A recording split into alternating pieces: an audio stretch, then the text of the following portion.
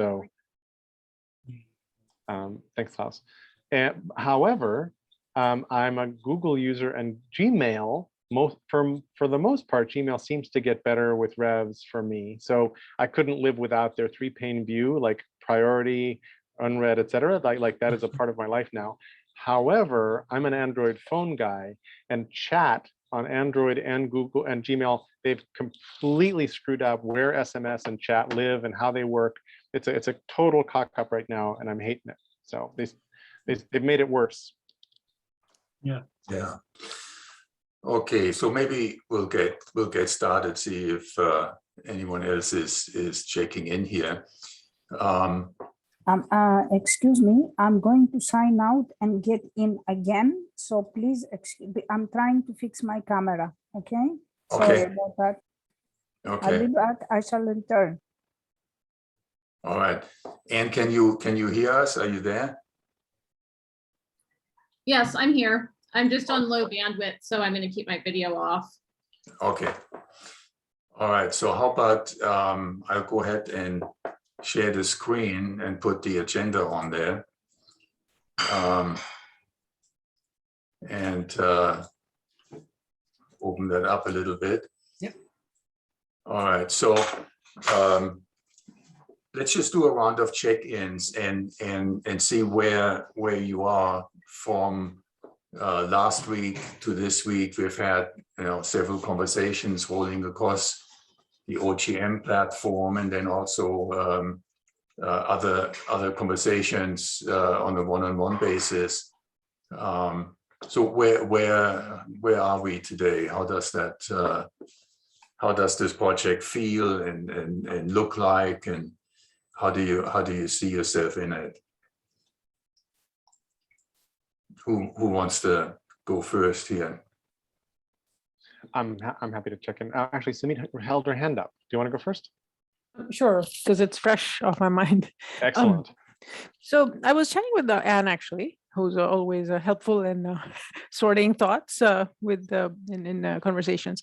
So I personally think that the most important thing to do is kind of do the product market fit, which, I have some ideas about how we could do that before we, kind of assume a solution, like whether it's a platform or a consultancy or data. And I think one way that we did customer discovery in my last 2 projects was basically find people in the field, and I'm sure your networks are huge, in food systems, which could be across corporations, academia, activists, government, innovators, which we're already doing the innovators part with Christiana and others, but also like the others. And, kind of we could have a survey, a structured survey, which focuses people's ideas around community food systems in a way that draws out the information we're looking for. So that's something I was sort of thinking about a little bit, of just at least doing a survey among sort of subject matter experts. Okay, thank you, Sumit. Yeah, Cherry, you want to go? Yeah. I'm interested in being of help and trying to listen and not being one too many cooks, chefs in the kitchen. So I will happily pass to the next person who wants to check in.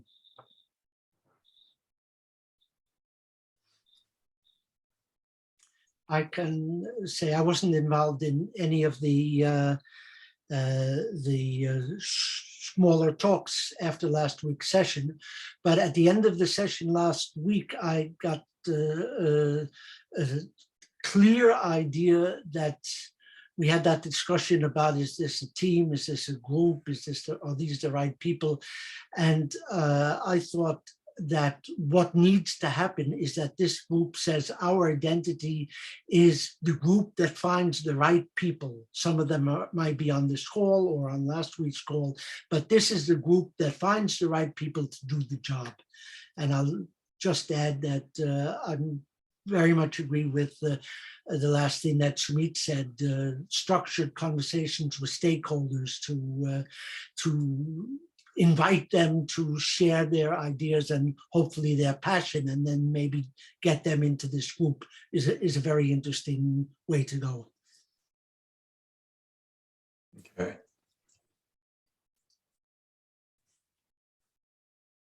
Josh, you want to go next? Sure, yeah. Just in the chat, I'm going to put this in because it is kind of relevant. And I actually sent this to Sumit and Anne as well.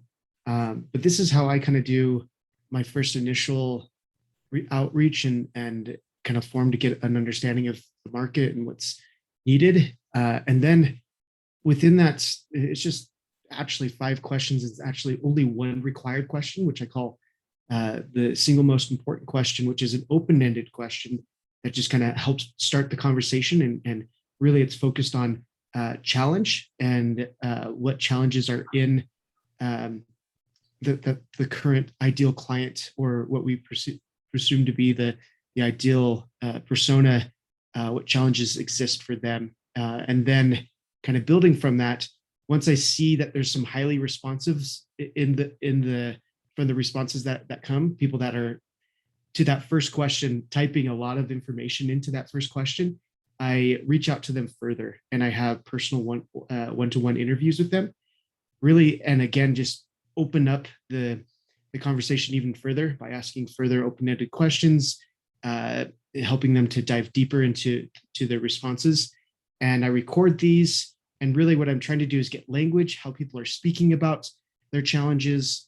And I try to further define what type of people are and bucket certain types of people that are answering a certain way. So figure out what patterns are existing.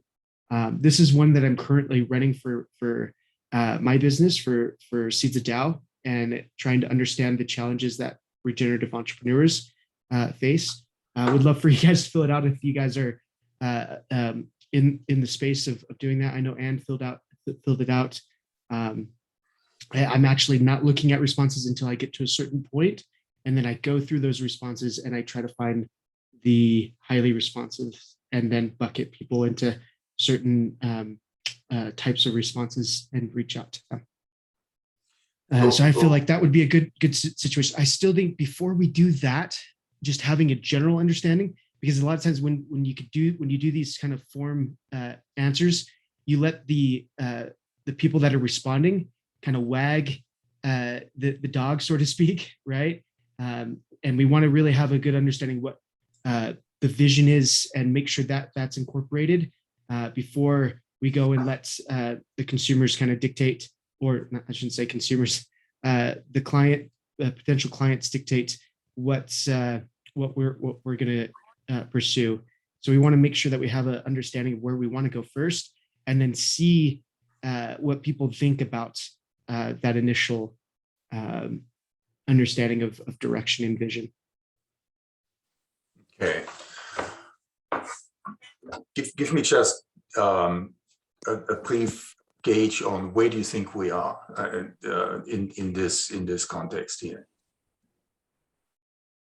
So what are you suggesting? I'm just trying to. So I would say first, if we can get like a canvas down, and we actually Anne and we talked about doing a specific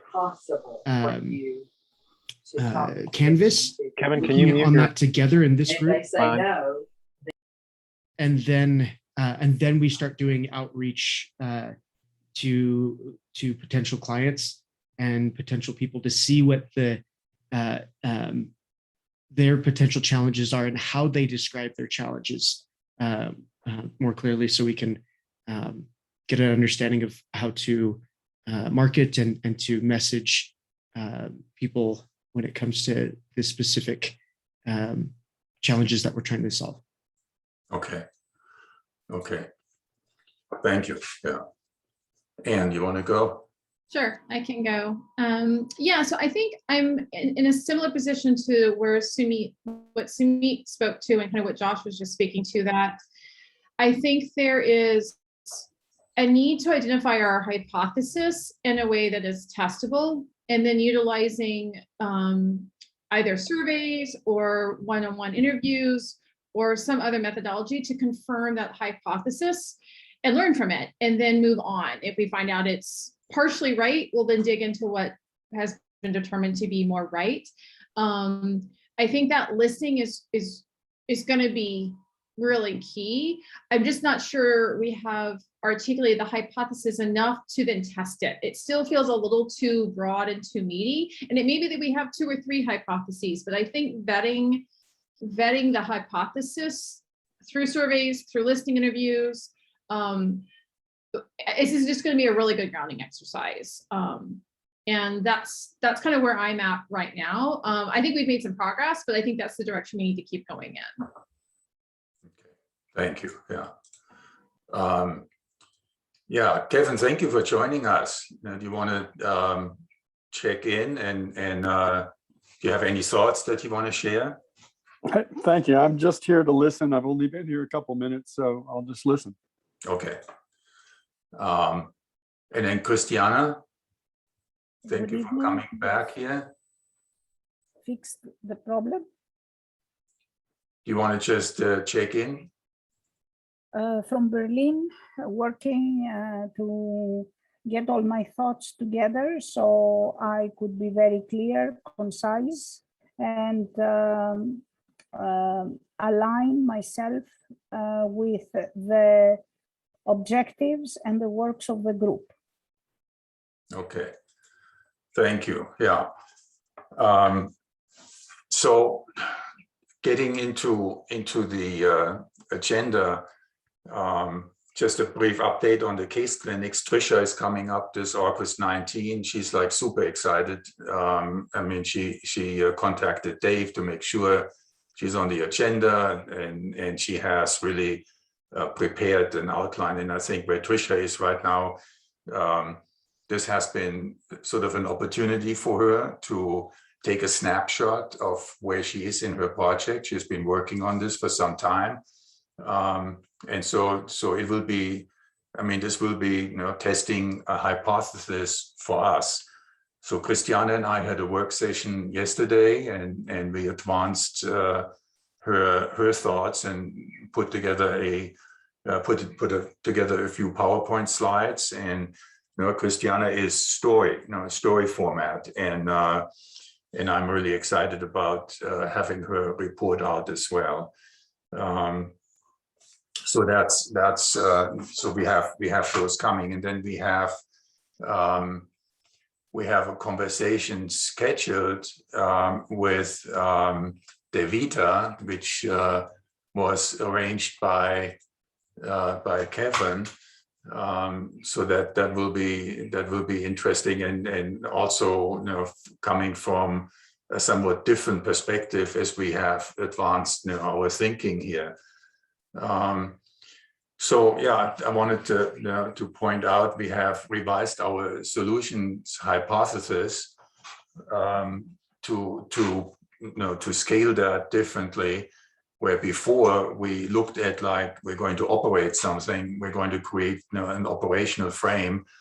We now have stepped back on that and saying we are helping a practitioner in the field from within the community to create their story, basically. And our product is to frame this story in ways that it's helpful for others to look at that community. We have put together just a very short version on a pitch deck. And rather than going through the solution hypothesis, which is a lot of text, maybe I'll open up the pitch deck here to explain this revised focus. So we have Farm to Fork community food systems, a vital link to secure the food supply, provide nutrient-rich foods at affordable prices, protect and regenerate local water resources, biodiversity, and the environment. So our vision is the regeneration of soil. Is an intensely local issue. The types and conditions of soil, access to water, climate, socioeconomic factors determine the types of crops, specialized seeds, and rotations that are best suited, which then in turn requires for farmers to get support to access markets, that have markets they can sell into, markets that are willing to adapt to these different types of crops. And that requires the active engagement of an entire community. So we're not really trying to help farmers to learn how to do regenerative organic farming. There's a lot of activity in this field. The Rodale Institute, Soil Health Institute, the Regeneration International. There's a lot of support really to help farmers to do that.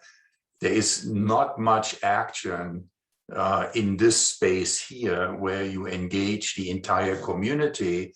First of all, with the education, an understanding of why this is important and how a community can support farmers. So by establishing basically a community-based communication system, where people talk to each other and jointly move forward with this. So the mission is to support community-level individuals, groups, and organizations to develop a blueprint that defines the needs of local farmers and the markets they are serving. So that's quite different from what we were saying before, where we envisioned a much more active role, which is probably too ambitious and beyond our resources. But I think this we can do, right?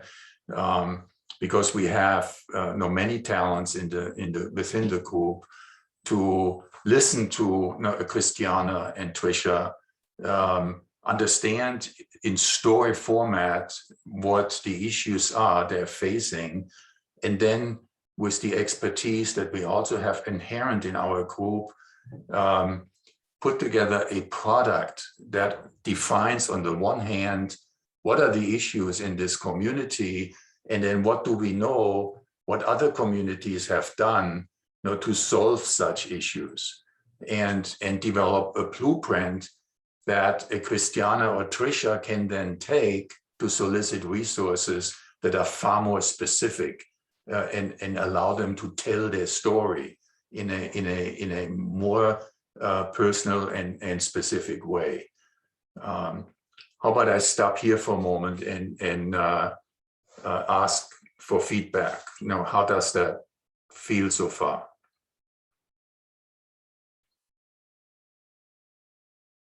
Sorry if I'm moving too fast through this here.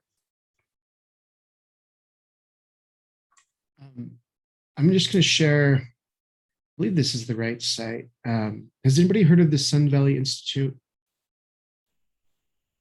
I think so. So I'll just give a brief explanation of what they've done in the past, but they put together some, I forget her name, Amy, I'm forgetting her last name, but Amy founded the Sun Valley Institute. I don't know that I think she's on the board, but she's no longer really active in the Institute, but essentially Sun Valley, Idaho had a really difficult time with their community getting food, nutritional food to their area. They were really reliant on the outside world, essentially. And so they tried to be more self-reliant, and in doing that, brought together the community, did an assessment of the community, and then they actually made some really big changes. And through that process of bringing people together outside of their current community and just and in their community to solve these problems. And so then after they kind of showed themselves as a case study, they now started having conferences or convergences each year for others to do similar things in their own small towns, right? And so it may be a good place to maybe start, or maybe we could even reach out to Amy or figure out a way to not completely redo the work, if that's sounds like something that we're wanting to do ourselves. But yeah, that might be a good place to look. Yeah, so I think Joshua, this is a great example of organization doing this work. And I think this is where, for me, doing that mapping of that topographical review of what's already going on, I can think of 3 other organizations I've seen who have faced similar challenges and come up with solutions unique to their geography, unique to their community. So while Amy, you said it was Amy as with Sun Valley, she represents one of probably a multitude of people that could be part of a survey or could be part of an interview target list. But I wouldn't want to invest time in Amy without first saying who are 15 other people who are similar to Amy in terms of their efforts, whether it's, outside of Yuma, Arizona, or it's outside of, Des Moines, right? I would think it would help us to be more effective if we were comprehensive versus selective in who we engage with. That's just my 2 cents on this. I think that's a great analysis of that as well. And I would say, yeah, we want to talk to as many people as we can, because this is going to be a diverse, we're looking for patterns that exist across several communities that we can create that blueprint from, right? And be able to help people. So we need to see more than just one way. But one thing that Sun Valley Institute has been able to do that I haven't seen in other places is bring people together on creating local solutions from other areas. So they, after figuring out their challenges, then started to create those yearly convergences that kind of brought people from all across the nation actually to do that. So that would be another, it'd be one step closer to what we're trying to find and gain from an understanding of multiple areas working together. And it may not be Amy at this point, because Sun Valley Institute actually, I think, has new leadership in that regard, because she's doing other things right. So Joshua, just to reiterate what I understood you're saying is, so Sun Valley started with what I would say a local solutions focus, like serving their community, but their success, either through what the work they did or through their leadership, they've now pivoted, if you will, to be a guidepost or a resource to other communities, maybe outside of Idaho. Yes, exactly. Yeah. Okay. All right. Then I would say, just for folks on the phone, is one who represents Oregon. That is Oregon Tilth. Represents a similar, I think, possibility. And I think that's my point, is I think we need to find all of these organizations who kind of are similar and we can learn from. And because I think his will all learn the country is very diverse, which means solutions are very diverse. A question, Anne, I just want to ask a question for clarification, which is, I don't think you used the word comprehensive, but I got the impression that you'd love to do a comprehensive map or survey of who's doing these kinds of things. And which to me sounds like a very large and sort of to be exhaustive. I think you said exhaustive. To be exhaustive about this sounds hard and like a major project, and like someone else might be sort of doing different kinds of partial surveys of this, but we would get into a pretty big thing. And I think I'm falling more in the middle, which is like, how do we get a much better map of what's up than we have? How do we not focus on 3 entities and make decisions based on only 3 entities? But how do we get enough of a survey to be deeply informative rather than comprehensive? Right. I may be misunderstanding. No, I think that's a fair point. It's very easy to say comprehensive. I think it's because I would have to imagine, based on analyses I've done before, is if you simply said, who are 1 or 2, who is the lead organization or a leading organization in each state for food system work or food justice work. And I think that would not be an exhaustive effort and would yield a robust list of potential contacts. So the dividend, if you will, for that limited research would be pretty high, versus trying to find every single organization in every single state. Cool, thank you. To me, comprehensive and exhaustive mean that last thing, which I don't think any of us intends here. Yeah, sufficient is the word, sufficient. Yeah, okay. Anyone else want to comment? Yeah. And now that that's clearer, and I agree entirely, I think part of our process is during the course of these interviews and getting some sense, some pattern, using some standard questions so that we start to get some uniformity of information we're collecting. But then as a group, I think a key thing that this group can do with people like Kevin who've had their feet on the ground in these sorts of situations a lot, is try to crystallize what the recurring patterns are, and whether these are generalizable, how local. Sometimes local is really local in flavor and texture because this particular person picked up this particular idea, but there's a lot of generalizable ideas in what they did that in fact are replicated throughout this web of things that we would be, of other institutions or organizations that we might be finding, some of which might be incredibly informal. It might just be a person with a spreadsheet and their friends who took care of their community, you know, during hard times in pandemic, for example. So how do we crystallize out what's usable, reusable, and in what form does that live? Is that just hashtags on the data? Is that something deeper? I think that would be an important asset for this quest, in the sense of, I think that elaborates what we're referring to here as a blueprint. And when I hear blueprint, I'm like, you know, my dad bought blueprints for a catch he wanted to own and never got to own, but he and I built it as a model, and it was precise. And like, you had to go exactly by what the blueprint said. So for me, blueprints are more precise than I think this is. And I think a way we could be valuable is to make distilled wisdom easy enough for civilians on the ground to use, whether they're information brokers or some other name or some other thing. So I'm trying to connect some of the dots of what the project might be, but give it a little bit more texture. So we could say, instead of blueprint, if that's you know too specific, we could say process or process structure. Would that make more sense? Something like that, or distilled wisdom, or I don't know what language would actually work. I'd be interested in what Kevin would say about this and that whole part of it.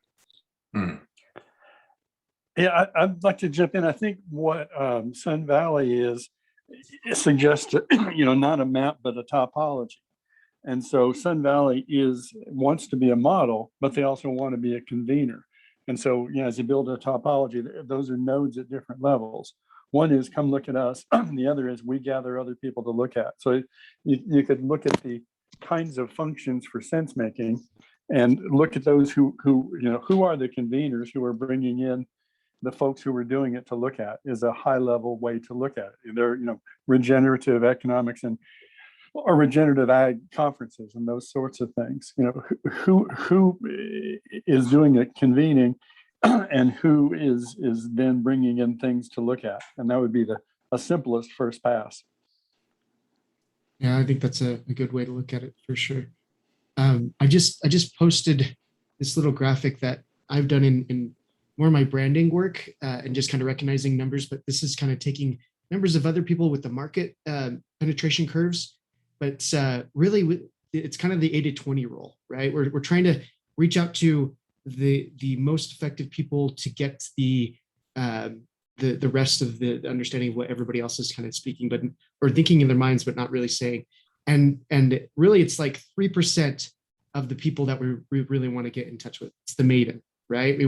Those people really do move the rest of what messaging and understanding is. And so the numbers that I've found is that that's usually about 3% of the population that we're reaching out to. And we got to find ways to hook the maven and understand when a maven is talking to us so that we can really grab their attention, have conversations with them, but try not to direct their conversation in a way that would put our own biases in there. So open-ended conversations that are letting them share the challenges that they're going through, and the wants, desires that they have, and the type of narrative that they live and breathe, right? So that we can really start to understand the environment and the players within it. No, go ahead, Jerry. Sorry. Yeah, no, don't be sorry. Thank you for what you're putting in the conversation, Joshua. I like your model, and I see that you're folding Malcolm Gladwell's tipping point thesis on top of the standard of how things happen, you know, early adopters, et cetera, et cetera. And I'm not sure that the first people are mavens. I think partly what Kevin was sort of saying, I think, was that maybe some of those first people are connectors, the people who in fact invite people in to just sit down and have the conversation. And for me, and Joshua, you may have a different interpretation. For me, a maven is if I were about to buy a new home entertainment system, which of my friends would I ping to say, hey, what system should I get, and what kind of questions should I ask, and who's got the best deal? And the Maven will tell me all that. And if it's an internet Maven, they will already have posted like multiple times on their socials about how to go through this process, blah, blah, blah, blah, blah. And a salesperson is the kind of person who like convinces other people that something is great. And that's like really essential early as well. And if you have a salesperson in a convening by a connector, I think that's the chemistry that Kevin might be pointing to, but I'm not sure. But I like that all three are way up early on the curve. I was just sort of nitpicking with who's first and who's second and how that actually rolls out. And I don't know about your 3%, because in my experience, there's just like very few really good, really useful, good Mavens and connectors and all that. I think the number might be like under 1% of the general population, and ought to be 15 to 20% of the population. It's just that it's complicated and difficult to do, and there's you have to overcome a lot of technical hurdles to convene and all that kind of stuff. Does that make sense? Yeah, no. The numbers, yeah, regardless of what the numbers truly are, I think I mean, we got to give them in some rough degree to be able to talk around it. But yeah, you're right. It's those early stage people, and we're trying to, and they are the early 20% that's going to help us to gain momentum here as we kind of build this out. But the reason why I put Mavens first is it's the most important. It may not be the very first person, the most important for us to be able to achieve kind of a tipping point and hit that hockey stick moment. Because we won't be able to say anything until we understand truly what the Maven is how they're describing it. And so that's why I put them up first, because they're probably more, I consider them more important than the connector salesman, because they will help us find the connectors and salesmen, because we'll be speaking the right language, especially in terms of inbound marketing theories and those types of things, right? Right. I like that a lot. And also what Open Global Mind, I think, is doing, I like to think of us as spinach for connectors, Mavens, and salespeople. Like how do we turbocharge, how do we make more accessible, more visible, more available, more usable the stuff they know? So if I may point out, so here in the mission statement, it starts with to support community level individual groups and organizations. And Joshua, that's really what Seeds of Tao is all about, right? Is to develop support structures that help a group or an individual from within a community to think through how to map out the information they need to share for external resources to be supportive and to help. So to understand, to create an understanding of their scenario. So we call it blueprint or topography. We need to shape that down a little bit. So I think part of the work product we're looking for here is to develop that support, right?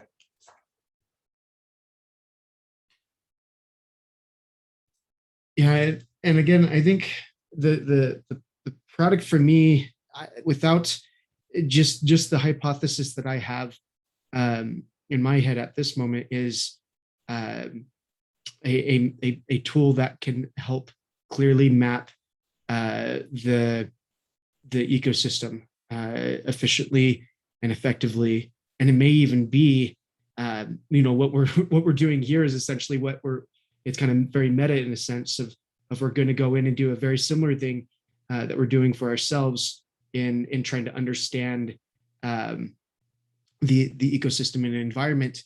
And then we can go in, and because what I potentially see is there's so many ways to cooperatively build out the food systems in a local market, that we could see, oh, if these 5 farmers got together, and because they're all producing this, and there's a strong need in the market for this food product or whatever, and there's a nutritional lack in this area or whatever, we can help them to develop the resources because they can do it together a lot easier, or those types of scenarios. And how do we figure and find those and map out the community to be able to see that?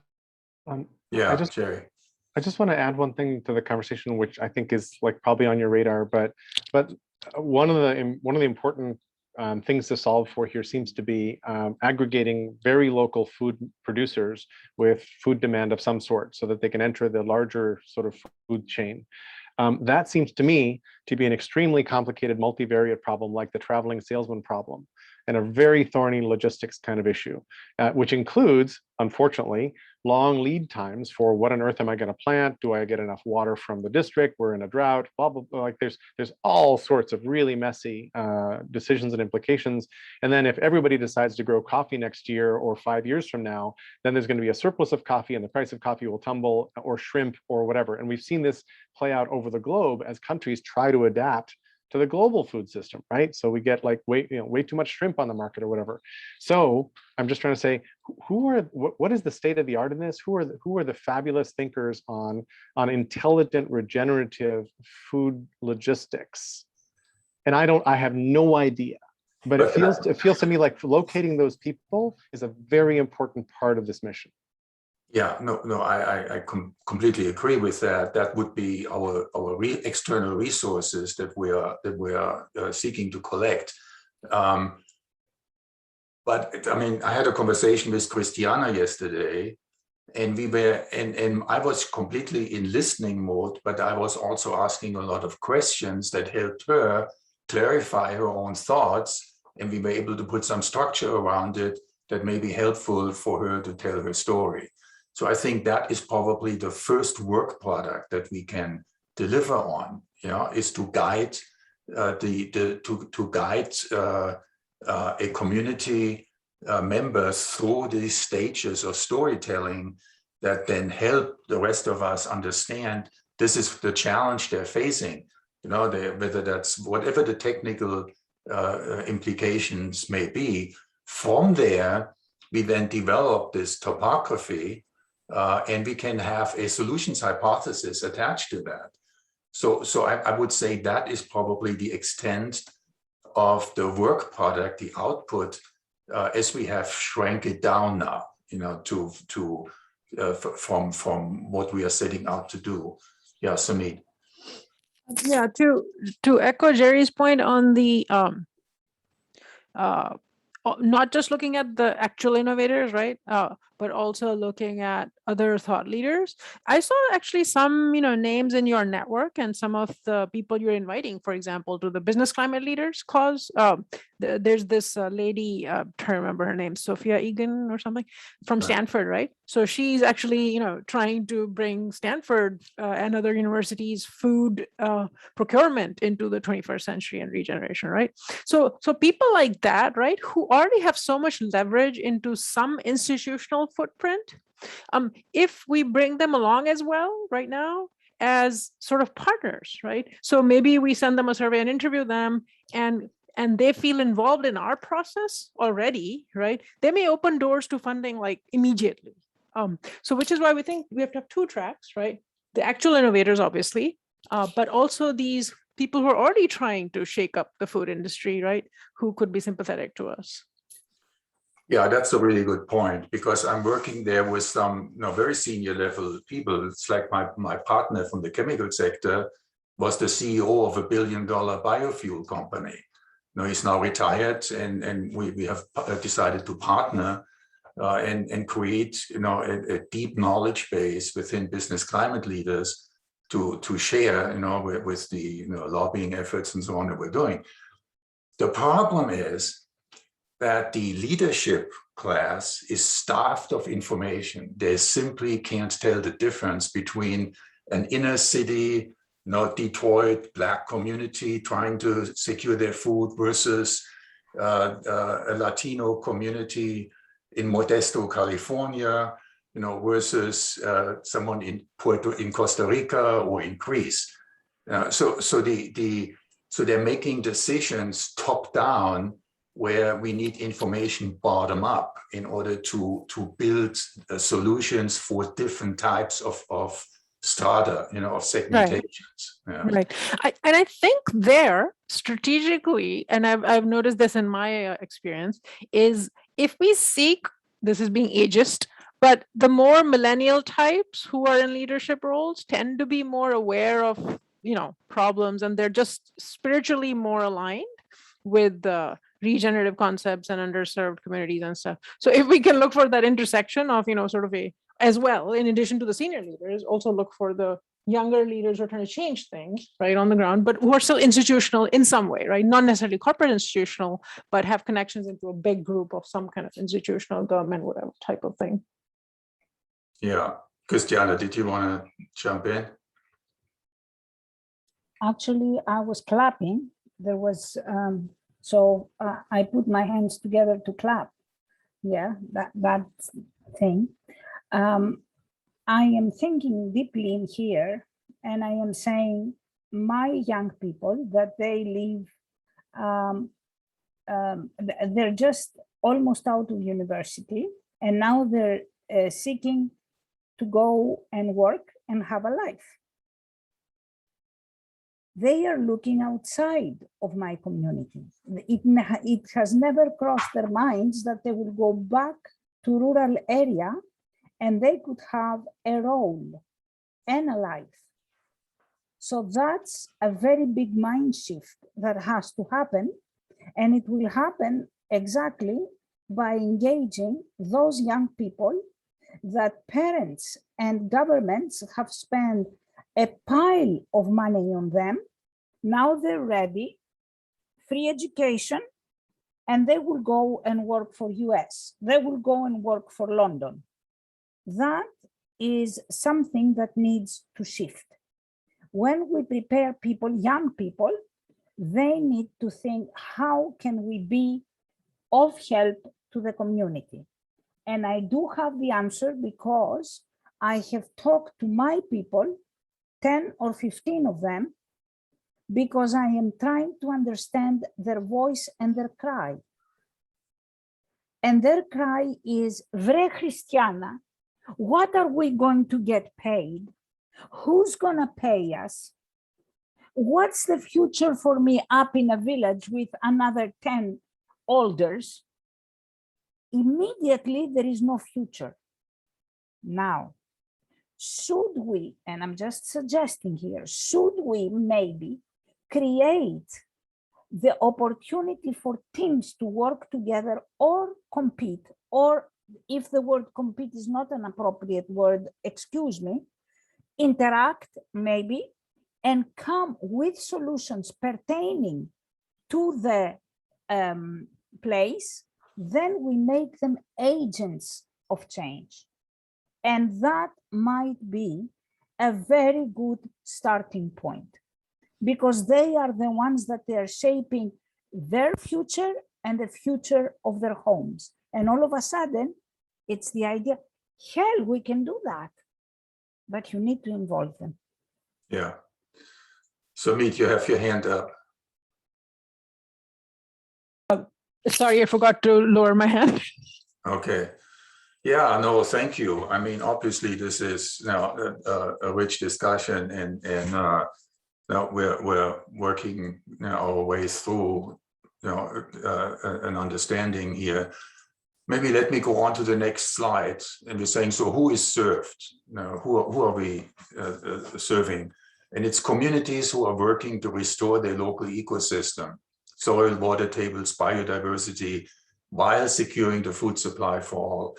And I think the understanding, right, that photosynthesis is really the only viable choice we have to protect ourselves from climate change impacts, first of all, but then to also pull carbon out of the atmosphere and put it into the soil where it belongs. And that by doing that, we're securing our immediate environment. And practically, it's impossible for a federal government, particularly the size of the US, to develop top-down solutions for communities, because everybody is so diverse. They have such diverse issues to deal with. From droughts on the West Coast to flooding on the East Coast to everything in between, different types of soil, different types of ecosystems, and so on. So this is really, and I look at it as maybe providing data to decision makers also, right? Because if we can if we can map out a variety of communities and then develop commonalities between them, meaning we have prototypes that can be matched to communities, and there are enough models out there where we can apply that, then you have a solutions hypothesis for specific communities, that allow then the government to be more specific in what type of assistance they provide to specific communities. So that's so who is served are community leaders like Christiana, like Trisha, who know exactly what they need, exactly what they want, but they can't get to it, and they're unable to communicate their needs to where they must be known, where the decision makers are sitting and determining how to allocate resources.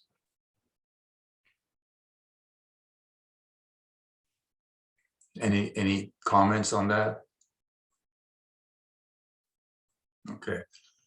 So then here is another discussion which I wanted to really flesh out a little bit. It's the base of pyramid economy thinking. And that was a big conversation in the evolutionary leadership seminar that Christiana and I attended, and several others from OGM. So what do we understand, as base of pyramid? How do we process what that means, and how would it be relevant to what we're doing here? Yeah, Jerry, go ahead. Yeah, thanks. So I just want a little more clarity on base of pyramid, because for me, base of pyramid goes way down to people who are in food distress, who need food relief, who are basically clients of food banks. I mean, it's a base of pyramid. It's a really big, broad category, and I think they're not necessarily all clients of this project. I think that eventually, hopefully, people who are in food distress will get food through the improvement of systems. But I think that we need to refine base of pyramid somehow and narrow it down to the communities that have some access to soil, for example, and to grow something. Like those are people that are within the client base of this project, I think, and other people who are just buyers of food. They're hopefully beneficiaries of the whole project, and their water table will go up and all those kinds of things. But I'm afraid that base of pyramid is like a really large number of humans on Earth. It doesn't help me narrow down who we're focusing on. And other people may feel differently, and I haven't been part of your other base of pyramid conversations. Sorry. We haven't had a base of pyramid conversation, which I thought it was important to bring that into. Yeah. Are there other comments? And other people may feel very differently about this than I do. So it just perks up for me. Well, base typically means $4 a day or $2 a day, on an annual basis as income. I mean, it has a meaning. You don't have to make it up. Right, and less. What I'm saying is that some of those people, and less. Right, some of those people have no resources, no anything. They're actually in acute food distress. I don't disagree with the communities being the people that we're working to help, but I think we need to be more define that buyer persona, even as a rough guess. First, like what do they look like? How what roles do they carry? Those types of things, because and they're going to have different ones, like Jerry was saying. People that own and are improving soil, or own land and improving in soil. People that are community leaders. The sustainability role in a city or something like that. Or those specific roles and people that we can actually have contact with. And I think that needs to be defined to some degree, so we can start reaching out to people and kind of figuring out some paths towards people that we can create change with in community. Yeah. Anyone else?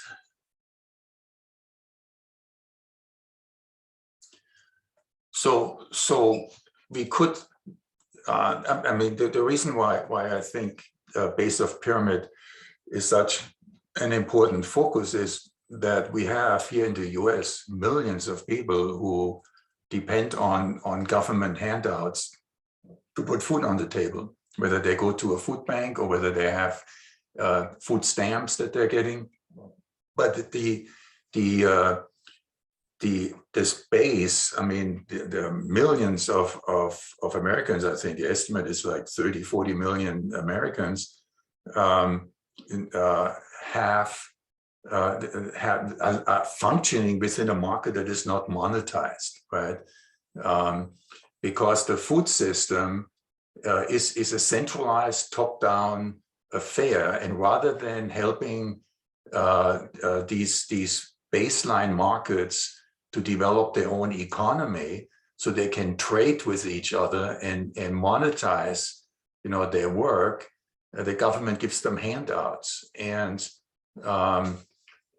which in turn, at least that has been the case historically, the food banks are being supplied with basically, you know, surplus foods from companies that have products they can unload here that have no nutritional guidance and particular value, but you know, they put that into the food banks, or you give them food vouchers like SNAP benefits, which can be redeemed at Walmart and Kroger, which again do nothing in the local community to stimulate money rolling inside the community.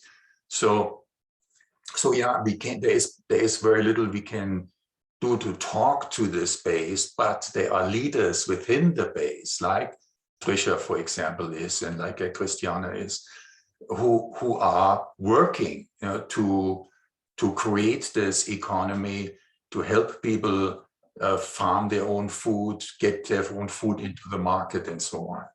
So I was thinking that is that may be, you know, a focal point, because I mean, let's face it, the middle class, upper middle class, now we can go to Trader Joe's and Costco and source our food, you know, but the options for this base of pyramid are very limited. And so if it is possible to put some structure and organization into the space to where subsistence farmers can grow food and make a living doing it, and it goes up the value chain through food processors and retailers, then we can make an impact on this subsistence group of farmers actually restoring their local environment, because now they are looking at building at growing food in regenerative organic ways. Does that make sense? I think in some communities that's probably true. Here in the States, I almost doubt that there's not really subsistence farmers at this. I'm not really sure with the base. I've never even heard that term before. But from what I'm getting from this is, in some areas it will be subsistence farmers that are that at that base, but in the States it's definitely not, right? It's people in cities. And I'm not even sure. I think especially with this last, you saw Biden give more to food stamps and everything. They can essentially go to anywhere with that amount of money and have a decent food with that. It's their choices that they're choosing to make or understanding of the right choices to make. And that's an entirely different problem for certain areas here, right? So I think it just kind of, I don't know that we're going to get a lot of farmers going in, or subsistence farmers, or gardeners for that matter. We're going to get the gardeners involved in doing a lot of that work, but or wanting to do a lot of that work. But if we're looking at this entire base of people that are at that lower end of the spectrum of access to healthy foods, you're going to see a lot of people that just aren't even wanting to be involved or don't understand the importance of being involved in their local food systems. Are urban farmers who basically got a shared plot and are making enough food kind of to feed their community, they seem to fall under the definition of subsistence agriculture. I just sort of went and looked at the Wikipedia page. It's like making enough food for you and your local community. And I think the dividing line might be, and not interested in selling forward into other markets or for other uses. You're making food for yourself and your community and your family. I think that's subsistence agriculture. So it may be more applicable in the US than we think, in terms of some communities trying to do food sovereignty or food security have been doing exactly that. They've been doing local plots, but they may not think of themselves as subsistence farmers. So I don't know if this definition is, helps. Yeah, I think the maybe subsistence is too narrow a term, and I had a conversation, and she framed it as below 20 acres. Which is significantly expanding the base here. But we have, I think in my neighborhood in Bend here around us, we have about 60 farms, that are really small. And some of them have like 2, 3, 4 acres. And I think the biggest ones has 80, but they can farm only 20 because they don't have a market to sell more product into. So they're restrained. But yeah, I think in each community you will find, let's call them small scale farmers, who would qualify for this base of pyramid definition. And you have some comments on that? Yes and no. I think I want to caveat the comment you just made about the conversation we had, where I had at the time used the 20 acres as quite honestly something of, based on what I knew at the time, as the cutoff. And I think this is where we as a group need to do more research to understand this, because that's what I've been doing the last few weeks. And the more I learn, this is far more complex than I think we understand. And I'll give a simple example. I work with a wonderful farmer who is working on 5 acres.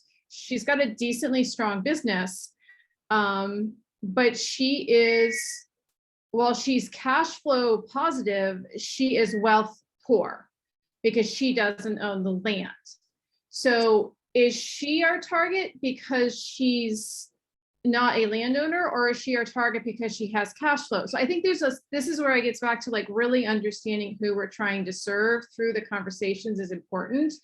And I think there's a lot we don't know that we need to understand better. Yeah, I mean, as it relates to land ownership, I think we have to be broad here, because most land is leased. The land ownership is highly concentrated, but people don't necessarily farm their own land. Then think about urban farmers, where you take a city lot and convert it into a farm, but there's no allocated ownership. Even in Detroit, for example, there's just all this abandoned land, and they're just using it. So what happens when a rejuvenation project comes through? Then they get tossed off again. So yeah, I think ownership should not be a criteria for our target market.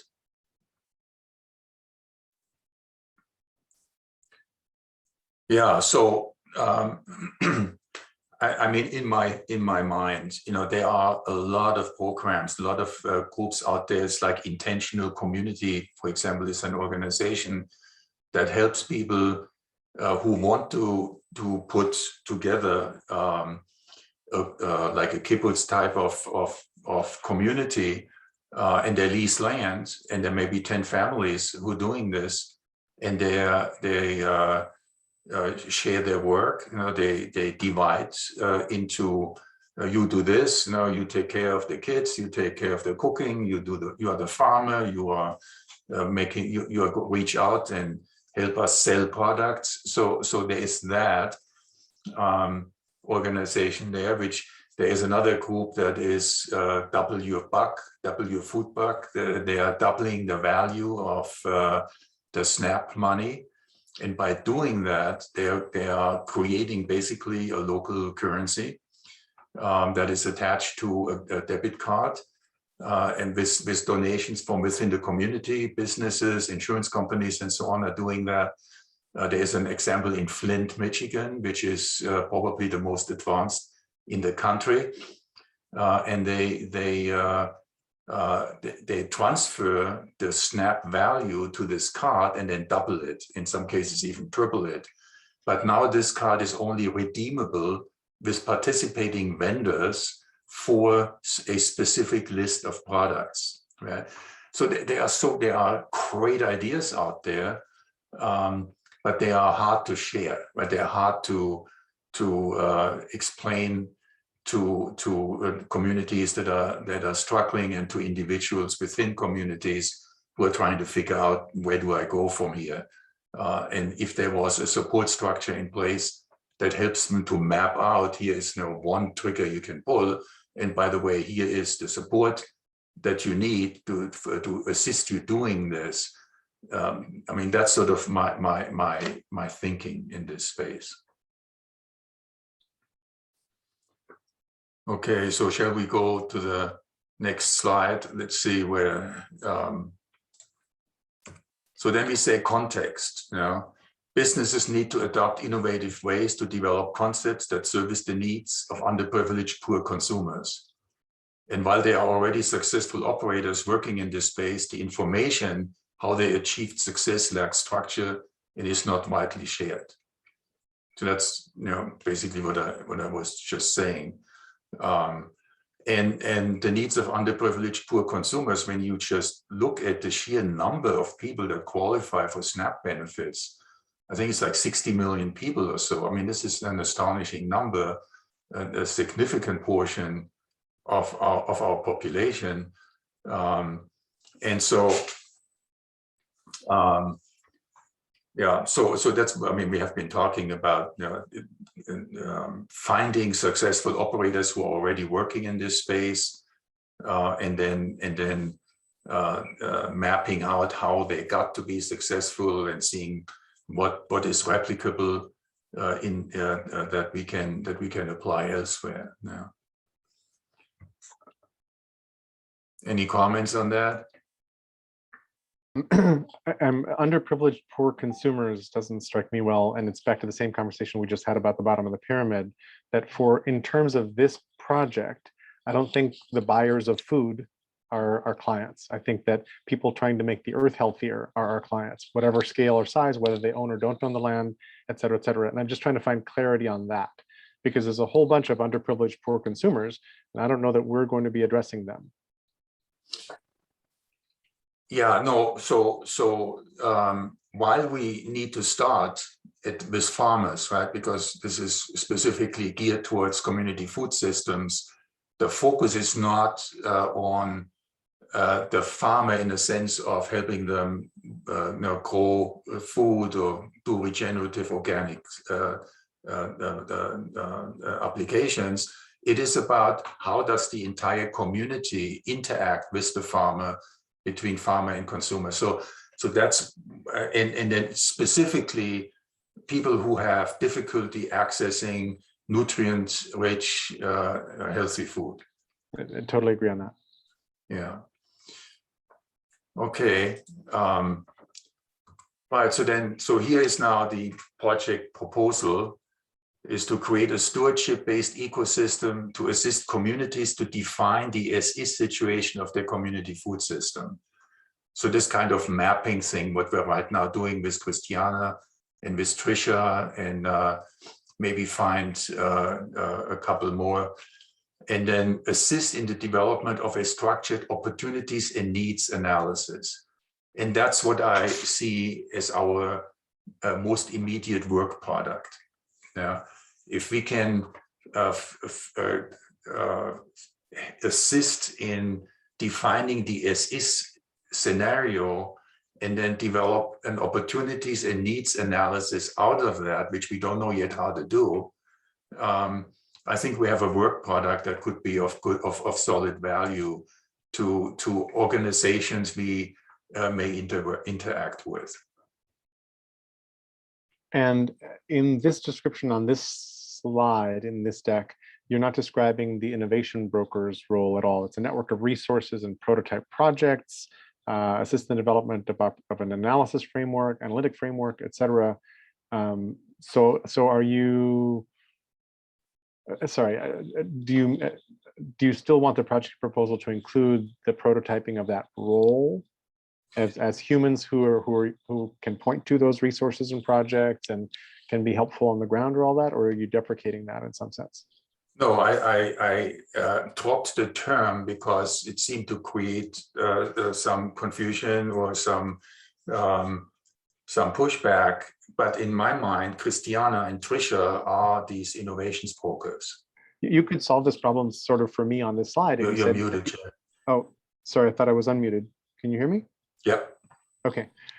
You could solve this for me immediately by saying create a network of resources, not experts, but helpers and qualified prototype projects, comma, because then you've got people. The only thing I'm missing here is that there's like a human in the loop who matters, who's got some trust and some expertise and wants to help by assisting the navigation of all these resources. That's all.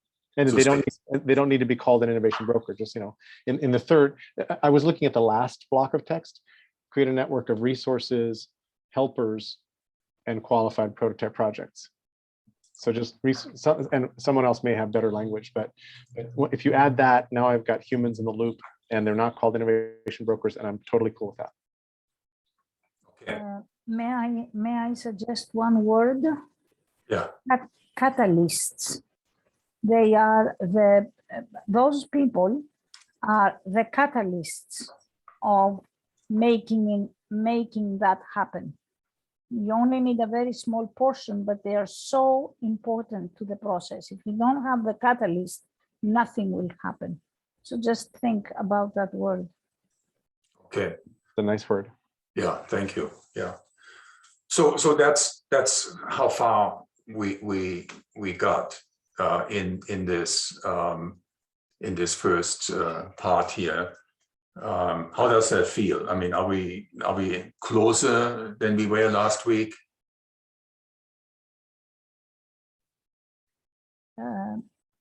If I just may say something, we did work with Klaus on my case, and for the first time in my life, after 5 years, I got my story in 6 slides.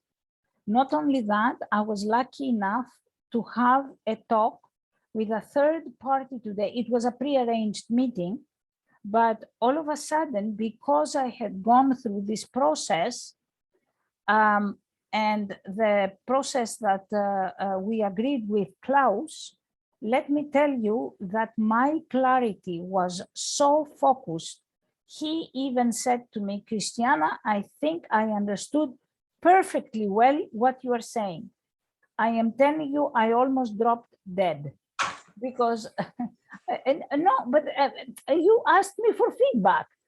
And sometimes it is very difficult for us to express the story. And I also have to make the second comment. People, yeah, thank you. And people that we are saying our story to, usually investors or people that they will be helping us in the financial sector, they speak another language. They want to hear something else. So we have to find, and I think that's a very good thought for the group, we have to find a way to put the language, the new language and the old language together to make a story. And I would add, with the heart. If the heart is not there to make the connection, nothing will happen. So today, going through the pictures and going through my story, I was able in less than 6 minutes to have somebody understand my story. So that's very important. Thank you. Thank you, Christiana. That's really, I really appreciate that we were able to shape that story. Obviously, it's your story, and yeah, it's a moving story. Okay, so that's the end of this one. Yeah, so the next topic was we wanted to talk about the case clinic format and desired outcome. So based on what we just went through from the pitch deck here, format and design. I think desired outcome. Are we clearer on this? What the desired outcome is of the case clinic? Jerry, are you good? I don't think we're clear on that at You're all. muted again. Can you hear me? I Yeah. am muted. Good.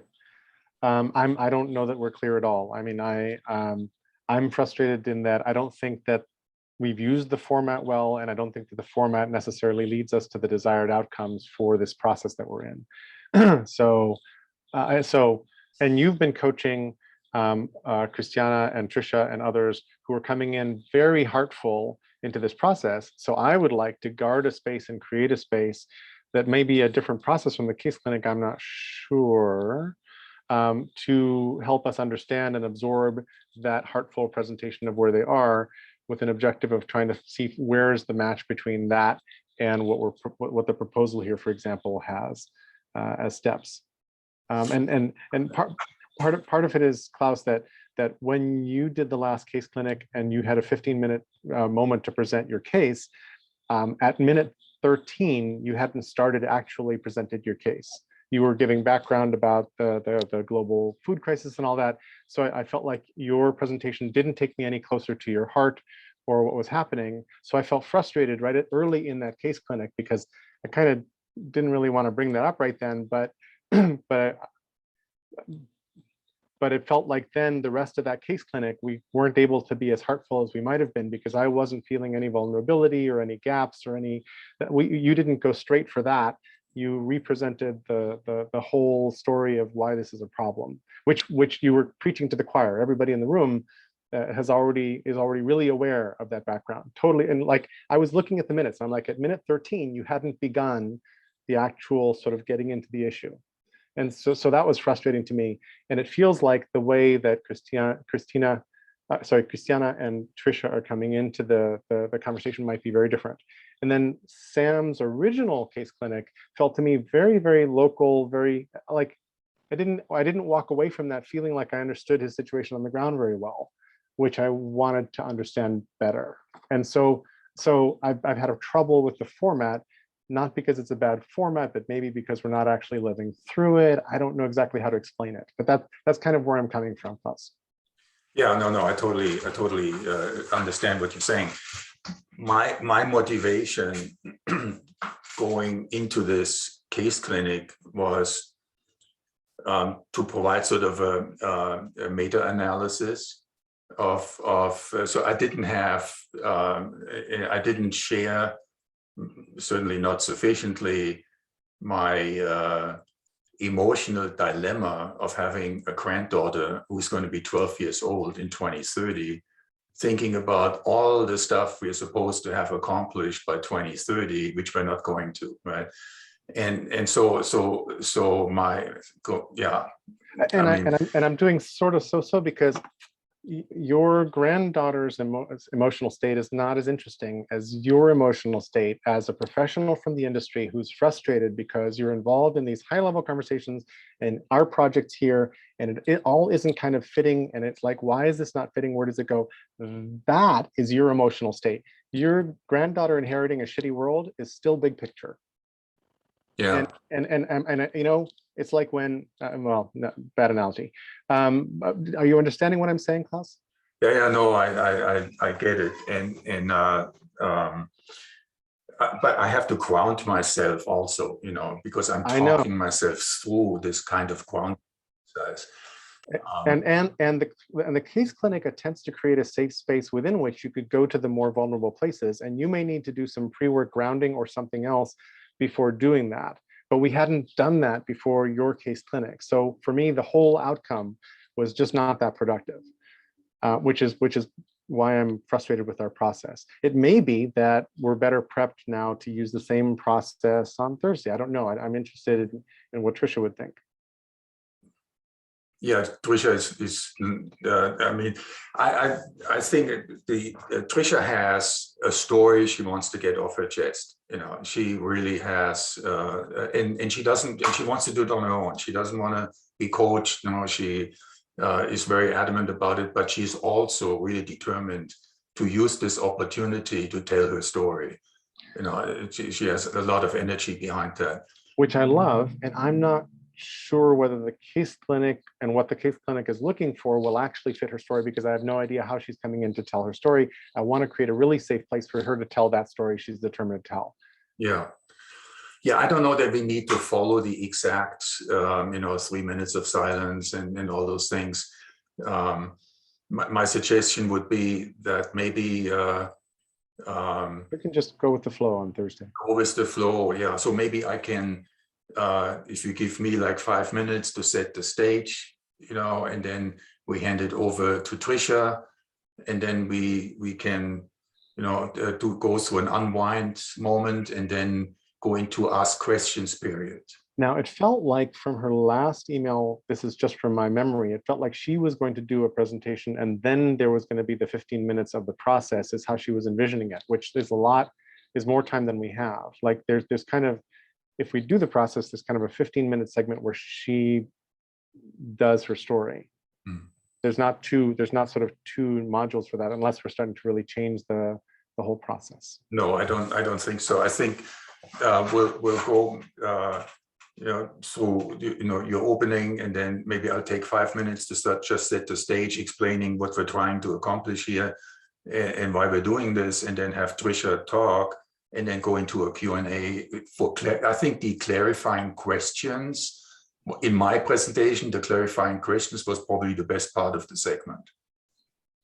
Yeah, because then it came out. So what do you mean by this, and how does that work, and so on.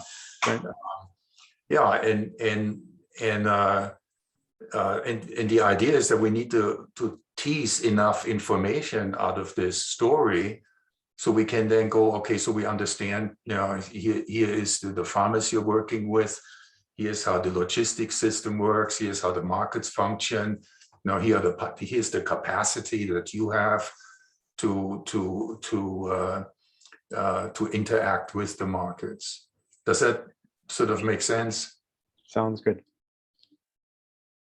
Anybody else with thoughts on this?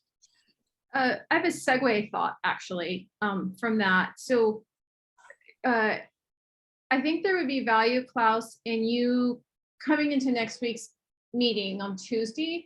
Obviously that will follow the case clinic and we'll have the takeaways from that, but to come in with you running a draft of a survey that would then be utilized to go to 10, 15, 20 people, however many we can identify, that accomplishes this, that has a similar goal to the case clinic, but is a net versus line fishing in terms of getting that perspective. I think having that ready for review in terms of the content and the target audience next week will be complementary to the case clinic. So that would be a suggestion I would make as to like how to continue to move this forward. Yeah, I will definitely commit to that. Yes, because then we have a work product for next week's meeting to really dig into this and say, oh, so what did we learn? What can we do with this? And where do we go from here? Yeah, Joshua.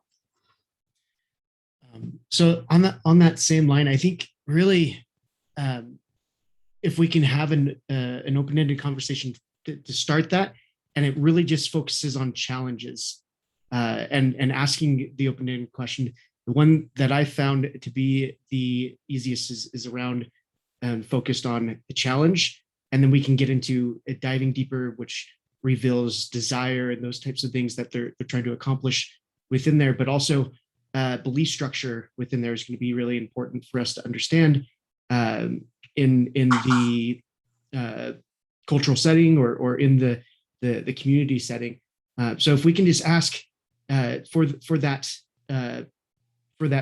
survey or whatever it is, the main question, leave it open-ended. Don't put any closed-ended things, but just keep on diving deeper into that same challenge question. And typically what I've seen is, what is your single greatest challenge, frustration, or problem when it comes to X, and X being the main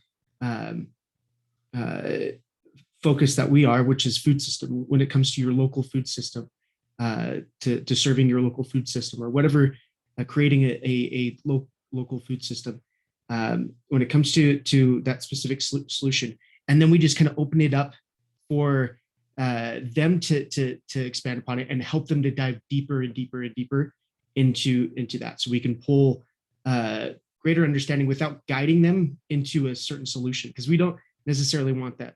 We all have our own thoughts and theories on how we think it can happen, but we want to kind of reveal the what actually needs to be done, right? And so we can keep it very open instead of guiding and more discovery. I think it would be really, really helpful. And really that just starts with the question of reveal it, that helps them to reveal the challenges that they're having. Yeah, no, yeah, that's well taken, Joshua. Good point. We definitely don't want to offer solutions or anything in that conversation, but really it's a download exercise. Klaus, do you mind unsharing your screen so we can see each other as we wrap the call? Yeah. Yeah, I didn't take notes because I mean it would have just totally overloaded me.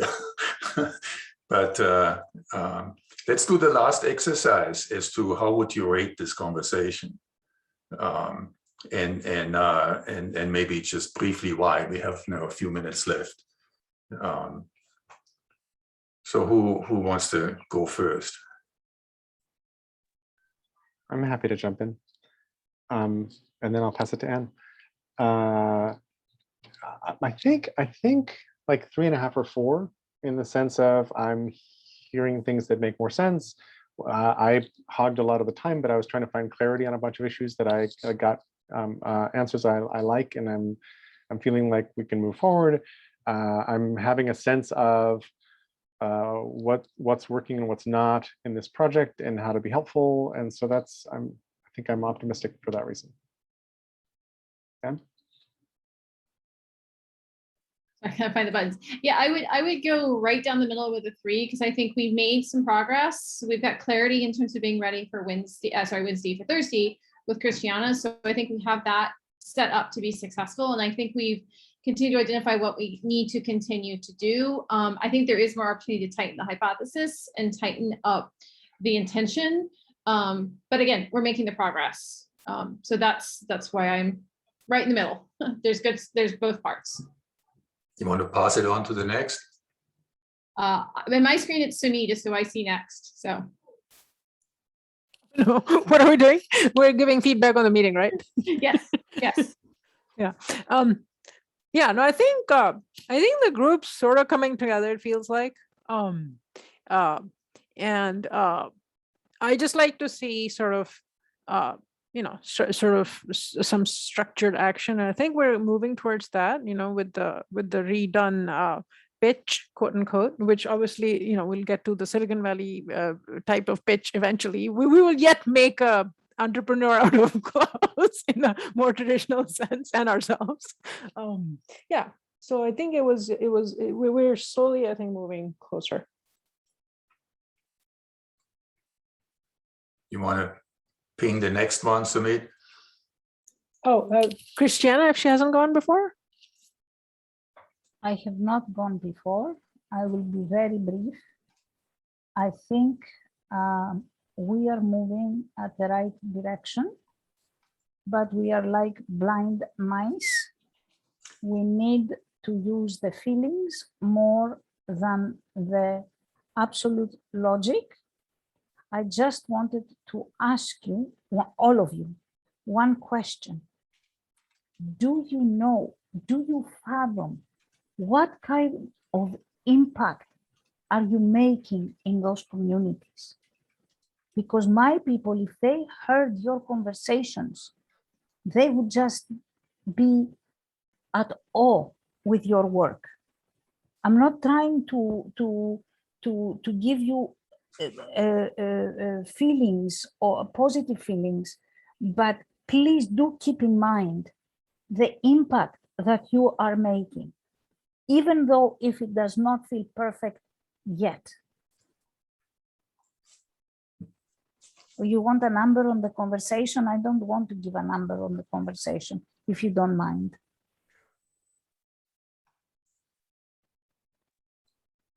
Hank, you want to go next?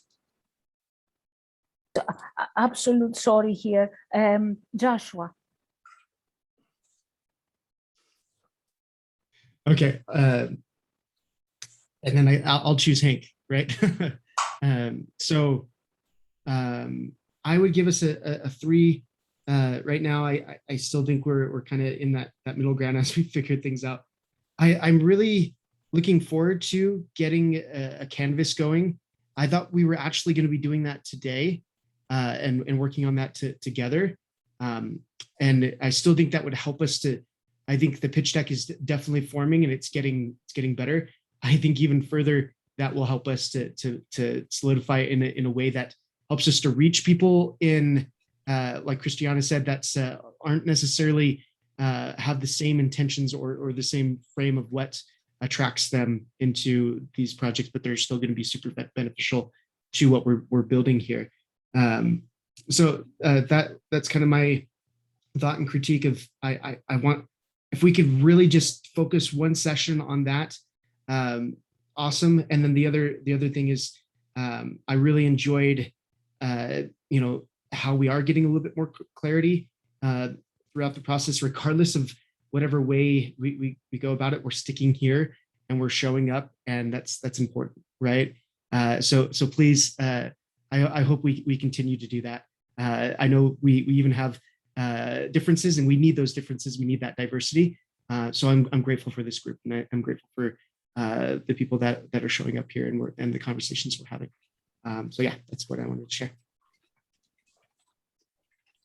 Okay, well, I agree with almost everything people are saying. I like Joshua saying, get the canvas going, leverage our diversity. I really liked the number of things that Christina said, especially use more feelings than logic. I liked the idea that we're making progress. I mean, we are looking for clarity. Things are clearer now. Yeah, I think it's worth moving into more practical things. The things that we do together will help define us more than the things we talk about together. So we've done a couple of weeks of talking together. Let's start into doing together. Yeah. Yeah, thank you, everyone. Yeah, I'm glad we have a sense of progress, because my frustration really is, I'm working at national level, Sierra Club and grassroots network and lobbying efforts and all of that stuff, but we are completely missing the connection to the community, that we're trying to serve. And so my really heartfelt mission is, let's get into the trenches and pull out the information that we need to make wise decisions, because we can't afford any more mistakes. And the United Nations Food Summit came up with the most idiotic suggestion, on how to use more technology, more centralization. I mean, it's horrible, that they're investing billions of dollars in harebrained ideas that are going to aggravate the problem instead of healing it. So I'm working in that space, but the same emotion that we're talking about here, that the emotion that Christiana brings out, that needs to get to the attention of decision makers in ways they can't avoid it, right? It needs to be in their face. And so because it needs to come through the heart, right? Our decisions have to be filtered through the heart, and that's simply not the case. And that's the core element of Theory U, is you have to speak through your heart in order to make wise decisions. Yeah, so thank you for hanging in here and helping to figure this out. I mean, it's as I was saying from the get-go, we're making this up as we go along. This is uncharted territory, even though it should be just common sense, but it's not. So we'll get together on Thursday to listen to Tricia, and I'm really looking forward to that conversation. And then next week, Tuesday, we're going to pull apart this story and see what we can do with it to create this product, right? That we are interested to develop. As in regard to Canvas, we may have to set up another meeting, Anne and Sumit and Joshua, because it's not my skill set in the first place. But I think also from a timing perspective, we may have to move that off the regular schedule. So if that works, that would be awesome. All right.